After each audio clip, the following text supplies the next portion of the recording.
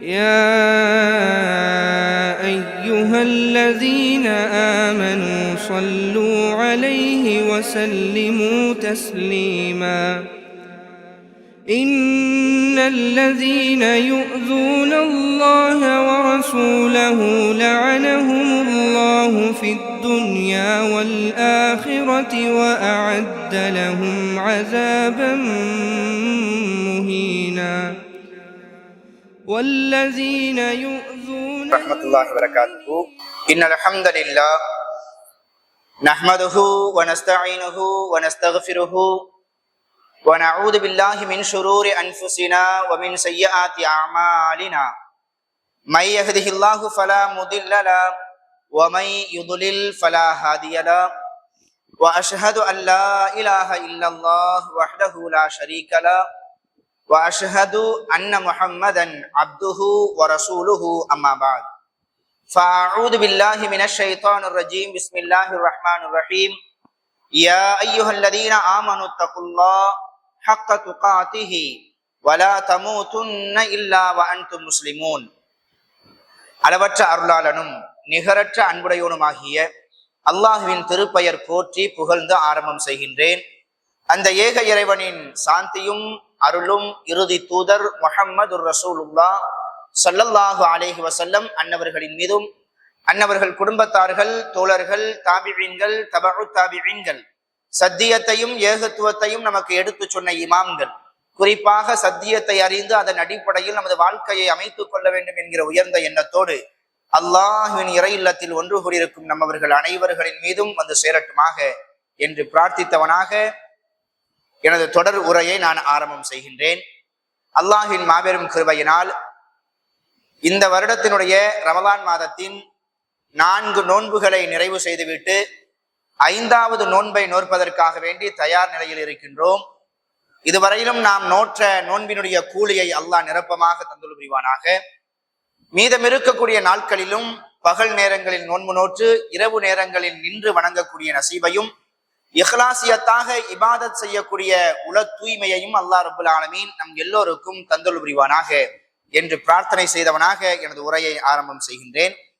அன்பிற்கினிய அருமையான பெருமக்களே, மாற்றத்தை ஏற்படுத்திய வரலாறு என்கிற தலைப்பின் கீழ் இதுவரையிலும் அல்லாஹ்வின் தூதர் ஸல்லல்லாஹு அலைஹி வஸல்லம் அவருடைய வாழ்க்கை வரலாற்றில் அவர்கள் பிறந்ததிலிருந்து நபியாக தேர்ந்தெடுக்கப்படக்கூடிய வரையிலும் என்னென்ன செய்திகள் ரசூல் ஸல்லல்லாஹு அலைஹி வஸல்லம் அவர்களை பற்றி பேசப்பட்ட அந்த செய்தியினுடைய தரம் என்ன என்பதை பற்றி நாம் நேற்றைய தினம் வரையிலும் பார்த்து வந்தோம். ரசூல் ஸல்லல்லாஹு அலைஹி வஸல்லம் அவங்க பிறந்ததுல இருந்து அந்த நபியாக தேர்ந்தெடுக்கப்படக்கூடிய அந்த 40 வயது வரையிலும் இருக்கக்கூடிய அந்த வரலாறுகள் எல்லாமே ஆதாரமற்ற செய்திகளாக இருக்குது. ஒரு சில செய்திகள் நம்பகத்தன்மையோட இருக்கு. ரசூலுல்லாஹ்வை பத்தி சின்ன வயசுல நம்ம தெரிஞ்சுக்கணும் அப்படின்னா இந்த செய்திகள் நம்ம தெரிஞ்சுக்கிட்டா போதுமானது. முதல் விஷயம் என்ன? அவங்க பெயர் முஹம்மத், இதுல மாற்று கருத்து இல்லை. அவங்களுடைய தந்தை பெயர் அப்துல்லா. ரசூல் ஸல்லல்லாஹு அலைஹி வஸல்லம் அவங்க பிறக்கிறதுக்கு முன்னாடியே அவங்களுடைய தந்தை வஃபாத் ஆயிட்டாங்க. அவங்களுடைய தாயார் ஆமினா அம்மா, அவங்களும் ஒரு குறிப்பிட்ட ஒரு 5-6 வருடத்துல என்ன செஞ்சுட்டாங்க, மௌத் ஆயிட்டாங்க. அனாதையாக இருந்தாங்க. சிறு வயதுல, எந்த வயதில் தாயோடும் தந்தையோடும் இருந்த அந்த பாசத்தை பெற வேண்டுமோ அந்த வயதில் ரசூல் ஸல்லல்லாஹு அலைஹி வஸல்லம் அவர்களுக்கு அந்த பாசம் கிடைக்கல. தந்தையினுடைய பாசமும் இல்லை, தாயினுடைய அரவணைப்பும் இல்லை. தாய் ஆமினா அம்மா இறந்து போனதுக்கு பின்னாடி ரசூல் ஸல்லல்லாஹு அலைஹி வஸல்லம் அவங்க தந்தை வழி பாட்டனார் அப்துல் முத்தலிப்கிட்ட ஒப்படைக்கப்படுறாங்க. அப்துல் முத்தலிபும் மௌத்தாயிடுறாங்க. அதுக்கப்புறம் ரசூல் ஸல்லல்லாஹு அலைஹி வஸல்லம் அவங்களுடைய பெரியப்பா அபூ தாலிப்கிட்ட ஒப்படைக்கப்படுறாங்க. அபூ தாலிப்கிட்ட தான் நீண்ட நெடிய நாட்கள் இருக்கிறாங்க. எது வரைக்கும் அப்படின்னா அவங்க நபியாக தேர்ந்தெடுக்கப்படுறாங்க பாருங்க, அது வரையிலும். அதற்கு பிறகும் கூட சில ஆண்டுகள் அபூ தாலிபினுடைய பொறுப்புல என்ன செய்யறாங்க, இருக்கிறாங்க.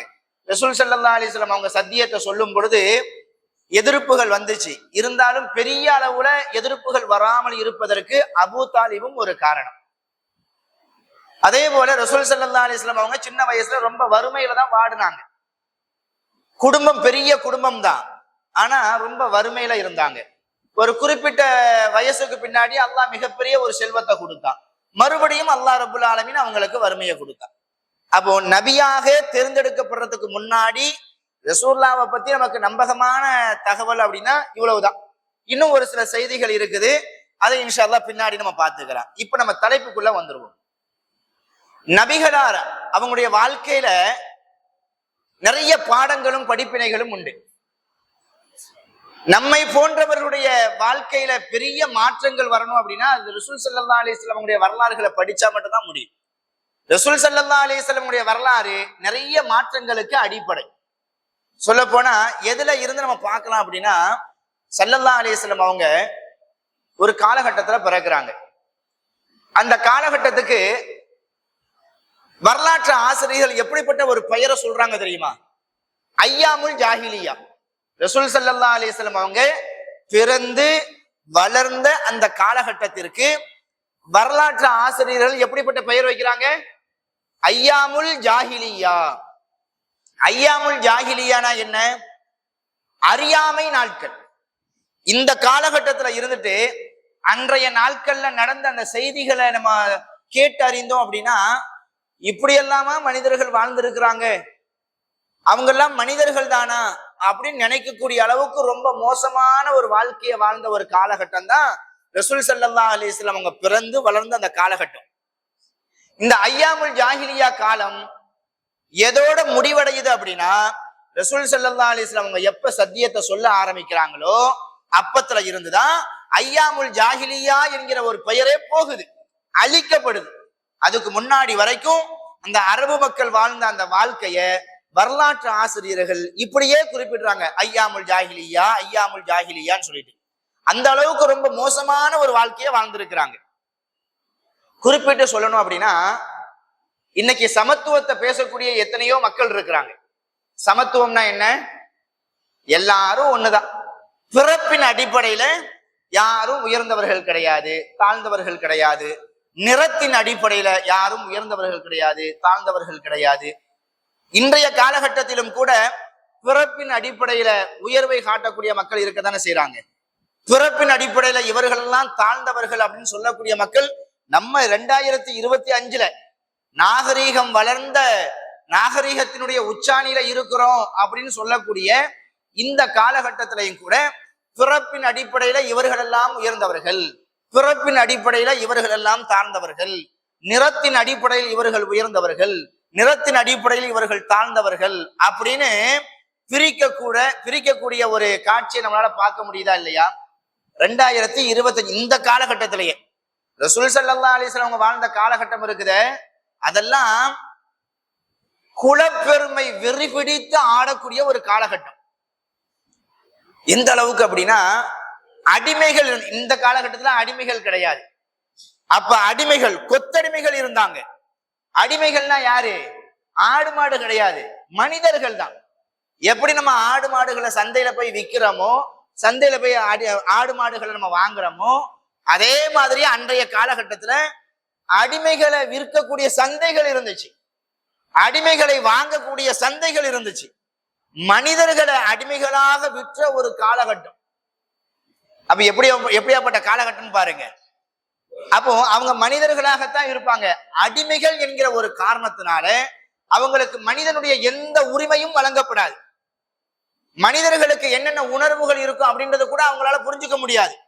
ரொம்ப மோசமான ஒரு நிலையில துன்புறுத்தப்பட்டாங்க. இந்த மாதிரி ஒரு காலகட்டத்துலதான் ஸல்லல்லாஹு அலைஹி வஸல்லம் அவங்க சமத்துவத்தை சொல்றாங்க. இன்னைக்கு சமத்துவத்தை சொல்லக்கூடிய எத்தனையோ தலைவர்கள் நம்ம பார்க்க முடியும். ஆனா அந்த சமத்துவம் அவங்களுடைய பேச்சுல மட்டும்தான் இருக்கும், அவங்களுடைய நடைமுறையில இருக்குமானா இருக்காது. சும்மா மேடையில வேணும்னா என்ன செஞ்சுக்கலாம், எல்லாரும் சமம் அப்படின்னு சொல்லிட்டு தோல்ல கையை போட்டுக்கிடுவாங்க. எல்லாரும் போனதுக்கு பின்னாடி துண்டு எடுத்து தொடச்சுக்கிடுவாங்க, அவன் மேலேயா நம்ம கையை போட்டுட்டோம் அப்படின்னு. எல்லாரும் சமத்துவம் அப்படின்னு சொல்லிட்டு பிள்ளைக்கு சோறு ஊட்டுவாங்க. போனதுக்கு பின்னாடி தட்டி விட்டு அந்த பிள்ளைக்கு நம்ம சோறு ஊட்டணும் அப்படின்ற மாதிரி நினைப்பாங்க. மக்களுக்காக வேண்டி சமத்துவத்தை பேசுவாங்களே ஒழிய உண்மையிலேயே அந்த சமத்துவம் மனதில இருந்து வர்றது கிடையாது. ரசூல் ஸல்லல்லாஹு அலைஹி வஸல்லம் அவங்களும் சமத்துவத்தை பேசினாங்க. எப்படி பேசினாங்க தெரியுமா? சுப்ஹானல்லாஹ். அல்லாஹ் ரப்பல் ஆலமீன் குர்ஆன்ல ஒரு வசனத்துல சொல்லுவான், யா அய்யுஹல்லதீன ஆமனு லிம தகூலூன மா லா தஃஅலூன். இறை நம்பிக்கையாளர்களே, நீங்கள் செய்யாத ஒன்றை எதற்காக வேண்டி சொல்கிறீர்கள் அப்படின்னு கேட்கிறான். யாரை பார்த்து? இறை நம்பிக்கையாளர்களை பார்த்து அல்லாஹ் ரப்பல் ஆலமீன் கேட்கக்கூடிய வார்த்தை என்ன? லிம தகூலூன மா லா தஃஅலூன். நீங்கள் செய்யாத ஒன்றை எதற்காக வேண்டி, பிதற்றலுக்காக வேண்டி, எதற்காக வேண்டி நீங்கள் சொல்கிறீர்கள் அப்படின்னு கேட்கிறான். அப்ப இறை நம்பிக்கையாளர்களுக்கு இருக்கக்கூடாத ஒரு பண்பு என்ன தெரியுமா? நம்ம எதை செய்யறோமோ அதை மக்களுக்கு சொல்லணும். நம்ம கிட்ட ஒண்ணுமே இல்லை, எல்லாம் மோசமா இருக்குது, ஆனா மக்களுக்கு பேசும்போது மட்டும் ரொம்ப பெருசா பேசுறது, இது ஒரு இறை நம்பிக்கையாளருடைய பண்பு கிடையாது அப்படின்னு அல்லாஹ் ரப்பல் ஆலமீன் சொல்றான். அதே மாதிரிதான் ஸல்லல்லாஹு அலைஹி வஸல்லம் அவங்க சமத்துவத்தை பேசுனாங்க. எப்படி பேசுனாங்க சொன்னாங்க பாருங்க. யா அய்யுஹன்னாஸ். அவங்க சொன்ன காலகட்டம் சாதாரணமான ஒரு காலகட்டம் கிடையாது. அந்த காலகட்டத்துல சொன்னாங்க, யா அய்யுஹன்னாஸ், மக்களே, இன்ன ரப்பக்கும் வாஹிதுன், உங்களுடைய இறைவன் ஒரே இறைவன் தான் அப்படின்னு சொன்னாங்க. சொல்ல முடியுமா? அந்த காலகட்டத்துல ஒரு 40 வருஷம் 50 வருஷத்துக்கு முன்னாடி இதே தமிழகத்துல அல்லாஹ்வை மட்டும் வணங்குங்க அப்படின்னு சொல்றதுக்கு பயந்தாங்க. அல்லாஹ்வுடைய ரசூலை மட்டும் பின்பற்றுங்க அப்படின்னு சொல்றதுக்கு பயந்தாங்க. சொல்ல முடியாது. சொன்னா என்ன? அல்லாஹ்வை மட்டும், குர்ஆனை மட்டுமா, ஹதீஸ மட்டுமா? அப்ப இமாம்கள், மதுஹபுகள், அப்ப இதெல்லாம் பின்பற்றக்கூடாதா? யார் ஒரு 30-40 வருஷத்துக்கு முன்னாடி குர்ஆனை மட்டும் ஃபாலோ பண்ணுங்க, ஹதீஸ மட்டும் ஃபாலோ பண்ணுங்க அப்படின்னு சொன்னதுக்காக வேண்டி எத்தனை மக்கள் உயிரை விட்டு இருக்கிறாங்க, எத்தனை மக்கள் பொருளாதாரத்தை விட்டு இருக்கிறாங்க, எத்தனை மக்கள் அடி உதை வாங்கி வெட்டு குத்தெல்லாம் பட்டு இருக்கிறாங்க. ஒரு 40-50 வருஷத்துக்கு முன்னாடி ஸல்லல்லாஹு அலைஹி வஸல்லம் அவங்க வாழ்ந்த காலகட்டம் இருந்து எப்படி? கஅபத்துல்லாஹ்வுல 360 சிலைகள் இருந்துச்சு.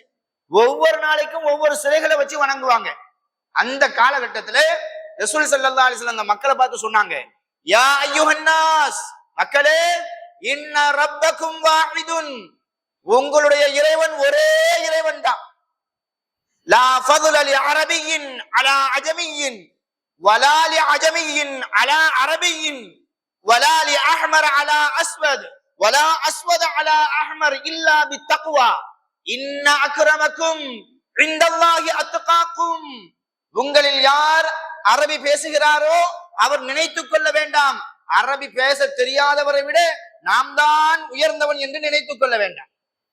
அரபி பேச தெரியாதவன் அரபி பேச தெரிந்தவனை விட உயர்ந்தவன் என்பதாக நினைத்துக் கொள்ள வேண்டாம்.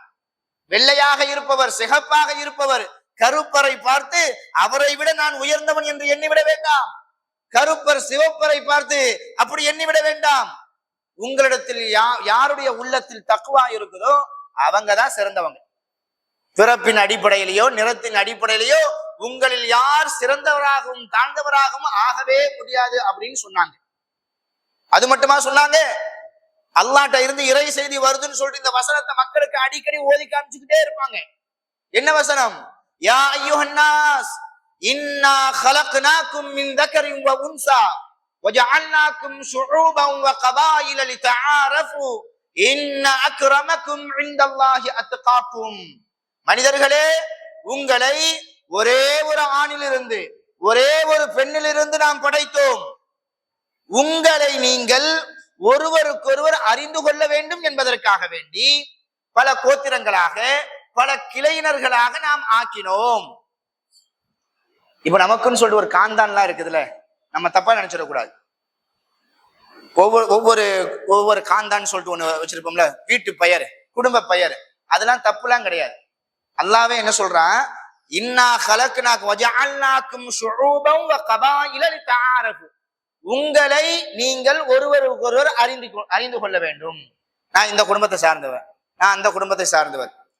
இந்த அறிந்து கொள்வதற்கு அறிமுகத்துக்கு இதை பயன்படுத்திக்கணுமே ஒழிய, நான் இந்த காந்தானை சார்ந்த எப்படிப்பட்ட ஆட்கள் தெரியுமா, நாங்கெல்லாம் பெண் எடுத்தா பெண்ணு கொடுத்தா அந்த மாதிரி இடத்துல தான் பெண் எடுப்போம், அந்த மாதிரி இடத்துல தான் பெண்ணு கொடுப்போம், எங்க காந்தான் அப்படிப்பட்ட காந்தான் அப்படின்ற மாதிரி யார் பேச ஆரம்பிச்சுட்டாங்களோ அவங்க எந்த காலத்தோட போய் சேர்ந்துட்டாங்க? ஐயாமுல் ஜாஹிலியா காலத்துல போய் சேர்ந்துட்டாங்க அப்படின்னு அர்த்தம்.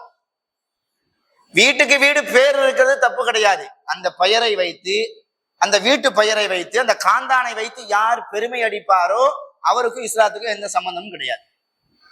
ஸல்லல்லாஹு அலைஹி வஸல்லம் அவங்க சொன்னாங்க எல்லா மக்களும் சமம்தான் அப்படின்னு சொன்னதோடு நிறுத்திடாம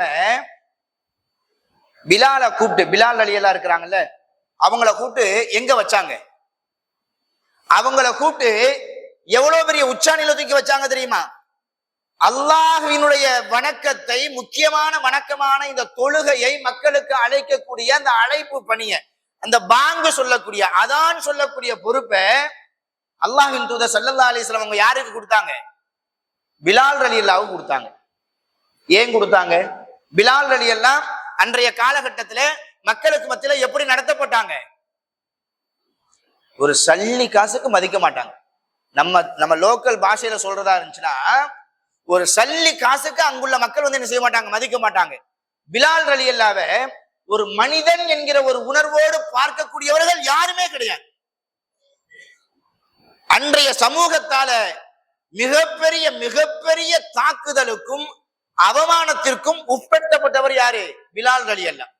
அப்படிப்பட்ட ஒரு மனிதரை தோளுக்கு மேல தோல் போட்டு கை போட்டு சொன்னாங்க, அவரும் நானும் ஒண்ணு. யாரை பார்த்து? பிலால் ரலியல்லாஹு பார்த்து. உமர் ரலியல்லாஹு இருக்கிறாங்கல்ல, ரசூல் ஸல்லல்லாஹு அலைஹி வஸல்லம் அவங்க மட்டுமல்ல, அவங்க உருவாக்கிய அந்த சமுதாயமும் எப்படி இருந்துச்சு தெரியுமா? உமர் ரலியல்லாஹுக்கு இஸ்லாத்துல எப்படிப்பட்ட ஒரு பங்கு இருக்குது? அந்த உமர் ரலியல்லாஹு பிலால் ரலியல்லாஹு பார்த்தாங்கன்னா யா சையீதி அப்படின்னு கூப்பிடுவாங்களாம். யார? பிலால் ரலியல்லாஹு. யா சையீதினா என்ன? எங்கள் தலைவரே, என்னுடைய தலைவரே வாங்க அப்படி. ஸல்லல்லாஹு அலைஹி வஸல்லம் அவங்க அன்றைய காலகட்டத்துல நிறத்தால, மொழியால, பிறப்பால தாழ்த்தப்பட்ட அந்த மக்களை எல்லாம் அழைத்து, நீங்க தாழ்த்தப்பட்டவங்க கிடையாது, பிறப்பால யாருமே வந்து என்ன கிடையாது, தாழ்ந்தவர்கள் கிடையாது, வாங்க நம்ம எல்லாரும் ஒண்ணு அப்படின்னு அந்த சமத்துவத்தை சொன்னாங்க பாருங்க. சுபஹானல்லாஹ். அந்த சமத்துவம் தான் இன்னைக்கு வரைக்கும் இருக்கு. எந்த மதத்திலையும் இந்த மாதிரி பார்க்க முடியாது. சொல்லிக்கலாம் கிறிஸ்தவத்துல இருக்குது அப்படின்ற மாதிரி. இன்னைக்கும் கூட கிறிஸ்தவத்துல நாடார் கிறிஸ்தவர்னு சொல்லிட்டு ஒரு பிரிவு இருக்குது. அதுலயே சில பிரிவுகள் இருக்குது. இஸ்லாத்துல மட்டும்தான் ஒரு மணிகண்டன் இஸ்லாத்துக்கு வந்தன்னு வைங்களேன், அவர் பேர் அப்துல் ரஹீம் தான். அவர் முஸ்லீம் தான். அவர் எந்த பிரிவை சார்ந்த முஸ்லீமாவும் ஆக மாட்டார், முஸ்லீம் அவ்வளவுதான். ஒருத்தர் ஜோசப் என்ன செய்யறாரு, வராரு இஸ்லாத்துக்கு, அவர் பேர் அப்துல் ரஹ்மான் அவ்வளவுதான். அவர் எங்க இருந்து வந்தாரோ அதெல்லாம் வந்து என்ன செய்யாது, கூட வராது, அப்படி சொல்லவும் கூடாது, அதை பத்தி பேசவே கூடாது. இஸ்லாம் நமக்கு சொல்லுது. இந்த மாதிரி ஒரு சிறப்பு இஸ்லாத்தை விட்டுட்டு வேற எந்த மதத்திலையும் பார்க்க முடியாது. சுப்ஹானல்லாஹ். இப்படிப்பட்ட ஒரு அற்புதமான ஒரு மார்க்கத்துலதான் நம்ம இருந்துகிட்டு இருக்கோம். இப்படிப்பட்ட ஒரு மாற்றத்தை தந்தது யாரு அப்படின்னா ஸல்லல்லாஹு அலைஹி வஸல்லம் அவங்க தான். ஒரு மாற்றம் ரெண்டு மாற்றம் அல்ல. இந்த சமயத்தை குறித்து நம்ம பேசணும் அப்படின்னா இன்னும் நிறைய விஷயங்கள் இருக்குது. நம்ம சிம்பிளா நம்ம தெரிஞ்சுக்க வேண்டியதான்.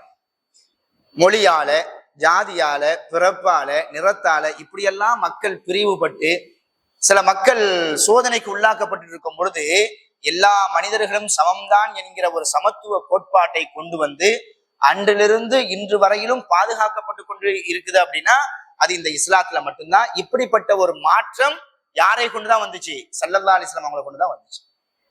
சமத்துவம் மட்டும் கிடையாதுங்க, மறுமண புரட்சின்னு சொல்லிட்டு ஒண்ணு கொண்டு வந்தாங்க.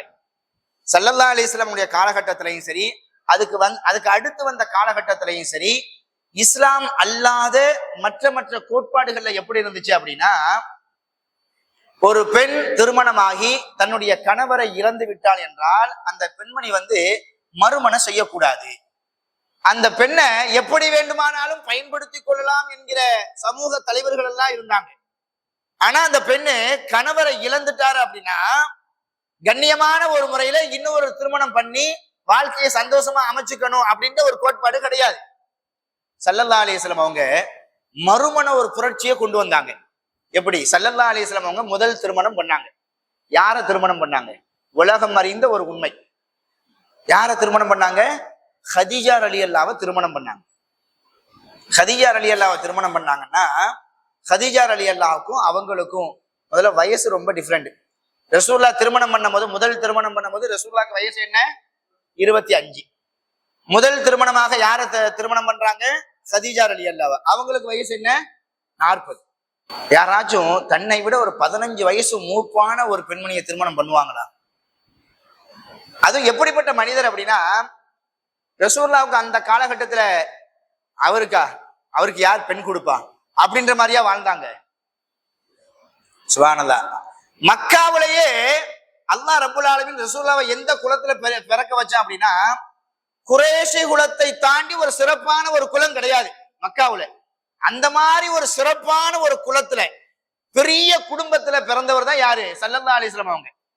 பெரிய குடும்பத்துல பிறந்த எல்லாருமே நல்லா இருப்பாங்களா? கிடையாது. ரசூல் ஸல்லல்லாஹு அலைஹி வஸல்லம் பெரிய குடும்பத்துல பிறந்தாங்க. பெரிய குடும்பத்துல பிறந்தாலும் குணத்தால அவங்கள அடிச்சுக்கிறதுக்கு யாருமே கிடையாது. அவங்களுக்கு பெயர் முஹம்மது தான். ஆனா மற்ற மக்களால எப்படி அழைக்கப்பட்டாங்க? அஸ்ஸாதிக்னு அழைக்கப்பட்டாங்க, அல் அமீன் அப்படின்னு அழைக்கப்பட்டாங்க. பெரிய ஆச்சரியமான ஒரு விஷயம் என்னன்னா, ஸல்லல்லாஹு அலைஹி வஸல்லம் அவங்க சத்தியத்தை சொல்லும் போது கூட அந்த எதிரிகள் ரசூலுல்லாஹ்வை சாதிக்குன்னு சொன்னாங்க, அல் அமீன் அப்படின்னு சொன்னாங்க. அவர் நம்பிக்கையாளர் தான், அவர் உண்மையாளர் தான். ஸல்லல்லாஹு அலைஹி வஸல்லம் அவங்களை எதிர்த்தவர்கள் யார் தெரியுமா? அல்லாஹ் ரப்பல் ஆலமீன் யாருக்கு ஹிதாயத்தை கொடுக்காம போனான்னு தெரியுமா? தெரிந்து கொண்டே யார் இஸ்லாத்தை எதிர்த்தார்களோ அவர்களுக்கு தான் அல்லாஹ் இஸ்லாத்தை கொடுக்கல. அபூ ஜஹிலை போல முரட்டுத்தனமாக எதிர்த்தவர்கள், அறியாமையின் காரணமாக எதிர்த்தவர்கள், விவேகத்தோடு வீரியத்தோடு எதிர்த்தவர்கள், இவர்களுக்கெல்லாம் ஹிதாயத்து கிடைச்சது. உமர் ரலியல்லாஹு இஸ்லாத்தை எதிர்க்கத்தான் செஞ்சாங்க. ஸல்லல்லாஹு அலைஹி வஸல்லம் அவங்களோட சண்டை போடத்தான் செஞ்சாங்க. ஆனா அவங்க சத்தியத்தை அறிந்து கொண்டு என்ன செய்யல, சண்டை போடல. கோவக்காரரு அந்த கோபத்துல சண்டை போட்டாரு. சத்தியம் இதுதான் தெரிஞ்சதுக்கு பின்னாடி என்ன செஞ்சிட்டாரு, இஸ்லாத்துக்கு வந்துட்டாரு.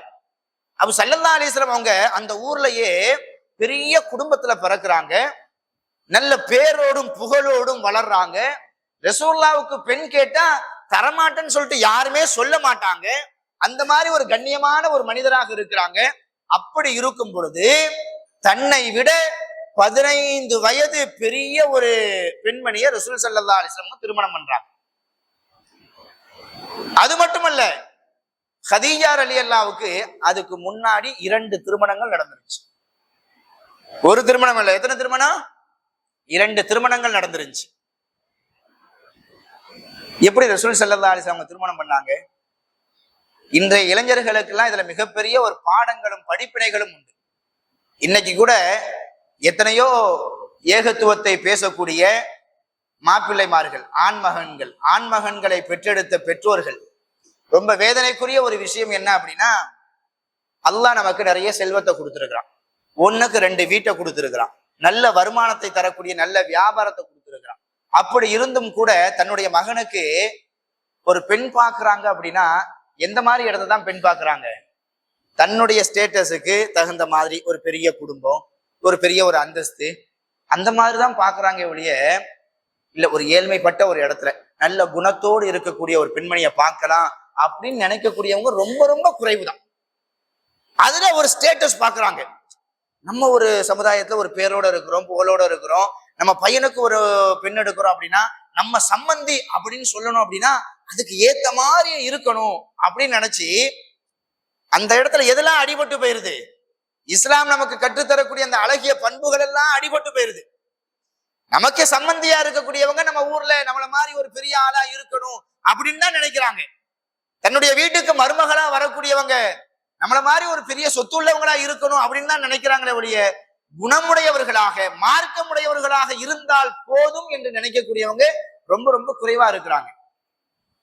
ஸல்லல்லாஹு அலைஹி வஸல்லம் அவங்க தன்னை விட ஒரு 15 வயது பெரிய ஒரு பெண்மணியை திருமணம் பண்றாங்க. அது மட்டும் இல்லாம 2 கணவரை இழந்த ஒரு விதவை பெண்ணுக்கு வாழ்வு கொடுக்குறாங்க. சுப்ஹானல்லாஹ், இது எவ்வளவு பெரிய புரட்சி! இன்னும் சொல்ல போனா ரசூல் ஸல்லல்லாஹு அலைஹி வஸல்லம் அவங்க 11 திருமணம் பண்ணாங்க. அந்த 11 திருமணத்துல ஒரே ஒரு பெண் மட்டும்தான் கன்னி பெண். மத்த எல்லாம் யாருதான்? விதவை பெண்கள் தான். அந்த ஒரு கன்னி பெண் யாரு? ஆயிஷா ரலியல்லாஹு. ஆயிஷா ரலியல்லாஹை தவிர மத்த எல்லோருமே யாருதான்? விதவை பெண்கள் தான். இப்படிப்பட்ட ஒரு ஒரு புரட்சியை இந்த சமுதாயத்திற்கு கொண்டு வந்தவங்க ஸல்லல்லாஹு அலைஹி வஸல்லம் அவங்க தான். யாருமே என்ன செய்ய முடியாது, மறுக்க முடியாது. மறு திருமணத்துல மட்டும் இல்ல, திருமணத்திலேயே மிகப்பெரிய ஒரு புரட்சியை கொண்டு வந்தவங்க யாரு? ஸல்லல்லாஹு அலைஹி வஸல்லம். அன்றைய காலகட்டத்தை விட்டுருவோம். ஒரு 20, 30, 40 வருஷத்துக்கு முன்னாடி திருமணம் அப்படின்ற ஒரு பேச்சு எடுத்தாவே பெண்ணை பெத்தவங்களுக்கு எல்லாம் என்ன செய்யும்? தூக்கமே இருக்காது. இன்னைக்கும் கூட இருக்குது. 30 வருஷத்துக்கு முன்னாடி எல்லாம் போக வேண்டாம். இன்னைக்கும் கூட ஒரு பெண் பிள்ளையை பெத்தவங்களுக்கு ஒரு கவலை இருந்துகிட்டே தான் இருக்குது. என்ன கவலை? பெண் பிள்ளையை பெத்துட்டோமே, கட்டி கொடுக்கணும், அதுக்கு எதையாச்சும் ஒண்ணு சேர்க்கணுமே அப்படின்ற ஒரு கவலை. என்னதான் தௌஹீது வளர்ந்தாலும், என்னதான் தௌஹீது மாப்பிள்ளைய பார்த்தாலும், அங்க செய்யறத செஞ்சாதான் மதிப்பு இருக்குது. அந்த பொம்பளை பிள்ளைக்கு போடுறத போட்டாதான் மதிப்பு இருக்குது. என்னதான் வெளிப்படையா வந்து தௌஹீது மாப்பிள்ளை, தௌஹீது கல்யாணம் என்னதான் இருந்தாலும் ஒரு மனசுல ஒரு கவலை ஒன்று, பொம்பளை பிள்ளைய பெத்தா அப்படி ஒரு கவலை ஒண்ணு இருக்கு. இன்னும் சொல்ல போனா ஒரு 30 வருஷம் 40 வருஷத்துக்கு முன்னாடிலாம் கல்யாணம் பேச்சு எடுத்தாவே பெண்ணை பெற்ற பெற்றோர்களுக்கு தூக்கமே இருக்காது. கடன் வாங்குவாங்க, வட்டிக்கு வாங்குவாங்க. ஒருபடி மேலே சொல்வதாக இருந்தா பெத்த பிள்ளைக்கு தெரியாம 4 பேர்த்த போய் பிச்சை கூட எடுப்பாங்க. எதுக்கு? தான் பெற்ற அந்த பெண் பிள்ளையே கட்டி கொடுக்கணும், திருமணம் பண்ணி கொடுக்கணும் அப்படின்றதுக்காக வேண்டி 30, 40 வருஷம் கட்டி காத்த அந்த கண்ணியத்தை எல்லாம் இழந்து மற்றவங்கள்ட்ட போய் என்ன செய்வாங்க? கையேந்துவாங்க. இந்த மாதிரி நான் திருமணம் வச்சிருக்கிறேன், பொருளாதாரத்துல ரொம்ப பின்தங்கி இருக்கிறேன், கொஞ்சம் ஏதாச்சும் உதவி பண்ணுங்க அப்படி. மற்றவங்கள்ட்ட போய் கேட்கறது கூட ஒரு பெரிய விஷயம் இல்லை. எங்க வந்து கேட்பாங்க? பள்ளிவாசல்ல நின்று கேட்பாங்க. தொழுகை முடிஞ்சதுக்கு பின்னாடி அறிவிப்பு செய்வாங்க, இமாம்கள் அறிவிப்பு செய்வாங்க, அல்லது அந்த மனிதரே எழுந்திருச்சு நின்று இந்த மாதிரி இந்த ஊர்ல இருந்து வந்திருக்கிறேன், என்னுடைய பெண் பிள்ளைக்கு கல்யாணம் வச்சிருக்கிறேன், கொஞ்சம் உதவி செய்யுங்க அப்படின்னு. எவ்வளவு பெரிய வேதனையான ஒரு விஷயம். பெண் பிள்ளையை பெத்தவங்க வைதா புஷ்ஷிர அஹதுஹும் பில் உன்சா, அல்லாஹ் குர்ஆன்ல சொல்லும் பொழுது பெண் பிள்ளை உங்களுக்கு நற்செய்தி அப்படின்னு சொல்றான். அந்நிசாவு பரக்கத்துன்னு சொல்றான். பெண் பிள்ளை உங்களுக்கு பரக்கத்துன்னு சொல்றான். யாருடைய உள்ளத்துல நயவஞ்சகம் இருக்குமோ, யாருடைய உள்ளத்துல உறுதியான ஈமான் இருக்காதோ அவங்களை பத்தி அல்லாஹ் சொல்லும் பொழுது சொல்றான், பெண் பிள்ளை பிறந்தது என்கிற நற்செய்தி சொல்லப்பட்டதென்றால் அவர்களின் முகங்கள் கவலையால் கருத்து விடுகின்றது அப்படின்னு. பெண் பிள்ளை பரக்கத்து. பொம்பளை பிள்ளைங்கள்ட்ட அல்லாஹ் பரக்கத்தை கொடுக்கறேன்னு சொல்றான். ஆனா இன்னைக்கு பெண் பிள்ளைய பெத்தவங்க ஒரு கவலைப்படுறாங்க. இந்த திருமண பேச்சு வந்துருச்சு அப்படின்னாவே ரொம்ப சிரமப்படுறாங்கன்னா அதுக்கு என்ன காரணம்? அந்த இடத்துல குர்ஆன் சுன்னாலாம் எங்கேயோ போயிருது. இவர் 30, 40 வருஷத்துக்கு முன்னாடி அப்படின்னா ரசூல் ஸல்லல்லாஹு அலைஹி வஸல்லம் வாழ்ந்த காலகட்டத்தில் எப்படி இருந்திருக்கும் சொன்னாங்க பாருங்க. முதல்ல யாரும் இந்த மாதிரி ஒரு மாற்றத்தை கொண்டு வரவே இல்லை. இந்த உலகத்திலேயே முதலில் இந்த மாதிரி ஒரு சட்டத்தை, ஒரு வரலாற்றுல ஒரு மாற்றத்தை கொண்டு வந்த ஒரு தலைவர் ரசூல் ஸல்லல்லாஹு அலைஹி வஸல்லம் தான். நீங்க ஒரு பெண்ணை திருமணம் முடிப்பதாக இருந்தால் அந்த பெண்ணிடத்திலிருந்து ஒரு குண்டூசி அளவு கூட எதையும் வாங்காதீங்க அப்படின்னு சொல்லிட்டு சதுகாத்திஹின்ன நிஹலா, நீங்க மகர் கொடைய நீங்க கொடுங்க. ஆண் பிள்ளையாக இருக்கக்கூடியவங்க அந்த பெண்ணுக்கு நீங்க மகர் கொடுங்க அப்படின்னு சொன்னாங்க. அன்றைய காலகட்டத்தில் இதெல்லாம் ஒரு பெரிய ஒரு ஆச்சரியம். என்னது, ஒரு பொம்பளைய திருமணம் பண்றதுக்கு நம்ம கொடுக்கணுமா? அவங்கள்ட்ட இருந்துதானே நம்ம வாங்கணும், அதுதானே வளமை அப்படின்னு நினைச்ச ஒரு காலகட்டத்துல ரசூலுல்லாஹ் சொன்னாங்க, இல்ல, ஒரு பெண்ணை திருமணம் முடிக்கிறதா இருந்துச்சுன்னா நீங்க தான் கொடுக்கணும், ஆண்மகன் தான் கொடுக்கணும் அப்படின்னு ஒரு சட்டத்தை கொண்டு வந்தாங்க. அறிவியல் ரீதியா வந்து என்ன செஞ்சாங்க? உளவியல் ரீதியா அதை வந்து தெளிவுபடுத்தினாங்க. என்ன தெளிவுபடுத்துறாங்க? ஒரு பெண்ணை திருமணம் பண்றோம், திருமணம் பண்ணக்கூடிய அந்த பெண்ணிட்ட இருந்து நம்ம வாங்கணுமா, அந்த பெண்ணுக்கு நம்ம கொடுக்கணுமா? நம்ம கொஞ்சம் அறிவால சிந்திச்சு பார்ப்போம். திருமணம் நடக்குது, ஒரு ஆணும் பெண்ணுக்கும் தான் நடக்குது. ஒரு ஆணுக்கும் பெண்ணுக்கும் திருமணம் நடந்தாலும் அந்த திருமணத்திற்கு பிறகு அதிகமான தியாகத்தை செய்யக்கூடியவர் யாரு அப்படின்னு சொல்லி பார்த்தா ஒரு பெண்மணியாகத்தான் இருக்க முடியும், ஆண்மகனை விட. திருமணம் ஆகுது, திருமணம் முடியுது, 2 பேரும் சேர்ந்துதான் இல்லறத்துல வந்து என்ன செய்யறாங்க? ஈடுபடுறாங்க. 2 பேரும் சேர்ந்து இல்லறத்துல ஈடுபட்டாலும் கூட அந்த இல்லறத்துல ஈடுபட்டதற்கு பிறகு அதிகமான கஷ்டங்களையும் அதிகமான வேதனையும் சுமப்பது யாரு? அந்த பெண்மணி தான். ரெண்டு பேரும் சேர்ந்து சந்தோஷமா வந்து என்ன செய்யறாங்க? இல்லறத்துல ஈடுபடுறாங்க. இந்த சந்தோஷத்தின் வெளிப்பாடாக அல்லாஹ் ஒரு வாரிசை கொடுக்கிறான். அந்த வாரிசை தன்னுடைய வயிற்றில் சுமந்த அந்த 2வது மாதத்தில் இருந்து அந்த பெண்மணி படக்கூடிய கஷ்டம் இருக்குது.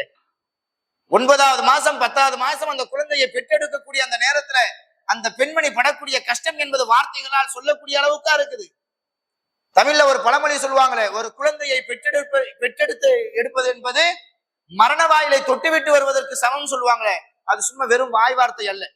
அல்லாஹ் குர்ஆன்ல சொல்லும் பொழுது, ஸல்லல்லாஹு அலைஹி வஸல்லம் சொல்லும் பொழுது, அல்லாஹ்வுடைய அன்புக்கு உதாரணமாக எந்த அன்பை சொல்லி காட்டுவாங்க ரசூலுல்லாஹ்? ஒரு தாயினுடைய அன்பை தான். எதுக்காக வேண்டி? ஒரு தாய் தன்னுடைய பிள்ளைக்காக வேண்டி செய்யக்கூடிய தியாகம் என்பது சாதாரணமானதல்ல. கருவுற்ற 2வது முதல் மாதத்திலிருந்தே அந்த தியாகத்தை ஸ்டார்ட் பண்றான். அந்த குழந்தை வெளியே வரும் பொழுது அந்த தாய் அடையக்கூடிய அந்த கஷ்டம் இருக்குது பாருங்க. குழந்தை வெளியில வந்துருச்சு அப்படின்னா மறுகணமே அந்த தியாகம் எல்லாம் மறைக்கப்பட்டு பெயர் எங்க வந்துடும்? யாருக்குப்பா பிள்ளை பிறந்திருக்குது? யாருடைய பிள்ளைப்பா? அந்த 2வது மாசத்துல இருந்து கஷ்டப்பட்டால அவ பேரு வராது. யாருடைய பிள்ளைப்பா இது? ஆயிஷாவுடைய பிள்ளை, மும்தாஜுடைய பிள்ளை, ஃபாத்திமா பிள்ளை, அப்படியா சொல்லப்படுது இந்த சமுதாயத்துல? எப்படி சொல்லப்படும்? ஆண் மகனுடைய பெயர் தான். ஹாஜாபாயுடைய பையன், அப்துல் காதருடைய பையன். கஷ்டத்தை அனுபவிப்பதெல்லாம் பெண்மணி, அதனுடைய சந்தோஷத்தையும் அதனுடைய லாபத்தையும் அனுபவிப்பது ஒரு ஆண்மகனாக இருக்கிறார். ரசூல் ஸல்லல்லாஹு அலைஹி வஸல்லம் உணர்த்துறாங்க. இப்படிப்பட்ட ஒரு தியாகத்தை செய்யக்கூடிய அந்த பெண்மணிக்கு நீ கொடுக்கணுமா அல்லது அந்த பெண்மணிட்ட இருந்து வாங்கணுமா? எது முறை? இவ்வளவு தியாகம் செய்யறாளே. திருமணம் ஆயிடுச்சு அப்படின்னா அந்த வீட்டுல இருந்து நம்ம வீட்டுக்கு வந்துருவாங்க. நம்ம வீட்டுக்கு வந்தா சாதாரணமானது, எவ்வளவு கஷ்டம். எந்தெந்த உறவுகளை எல்லாம் விட்டுட்டு வராங்க. 20 வருஷம் 22 வருஷம் காலையில 7 மணி 8 மணி வரைக்கும் தூங்கினாலும் அழகா தட்டி எழுப்பி, டீ குடிக்கிறியாமா, இன்னைக்கு என்னம்மா நாஸ்டா சாப்பிடுற, நாஸ்டா வேண்டாமாமா, ஊட்டி விடட்டா, இப்படி வளர்க்கப்பட்ட அந்த ஒரு பெண்ணு கணவன் வீட்டுக்கு வந்ததுக்கு பின்னாடி விரும்பியோ விரும்பாமலோ மாமியார் என்ன சொல்றாங்களோ அந்த டயத்தை எழுந்திரிச்சு ஆகணும். யார் யாருக்கு என்னென்ன நாஸ்டாக்கள் விருப்பமோ அதெல்லாம் செஞ்சு ஆகணும். தன்னுடைய உறவுகளை எல்லாம் கொஞ்சம் தள்ளி வச்சுட்டு மாமனார் மாமியார் வீட்டில் இருக்கக்கூடிய எல்லா உறவுகளையும் விரும்பியோ விரும்பாமலோ அரவணைக்கணும். எல்லா கஷ்டத்தையும் தாங்கிக்கணும்.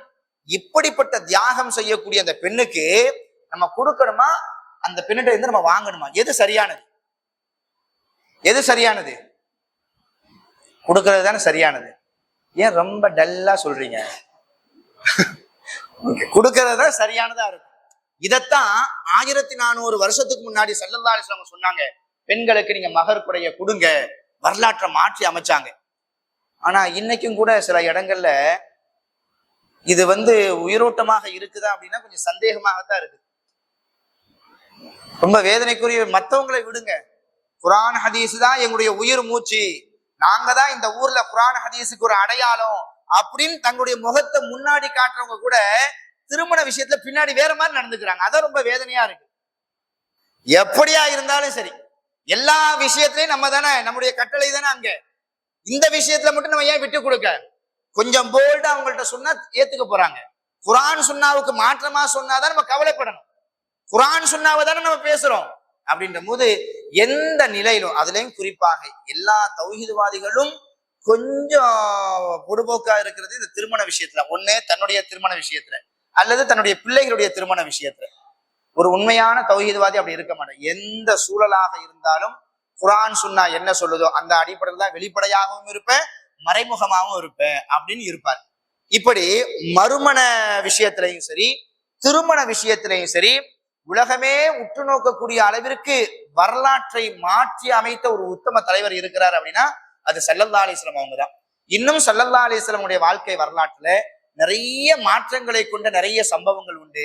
அந்த சம்பவங்களை நமது வாழ்க்கையிலும் நாம் எடுத்து நடக்க வேண்டும். வெறுமனே வரலாறை கேட்கிறதோடு நம்ம விட்டுறாம அந்த வரலாறுகள்ல இருக்கக்கூடிய அந்த பாடங்களையும் படிப்பினைகளையும் நமது உள்ளத்தில் பதிய வைக்க வேண்டும்.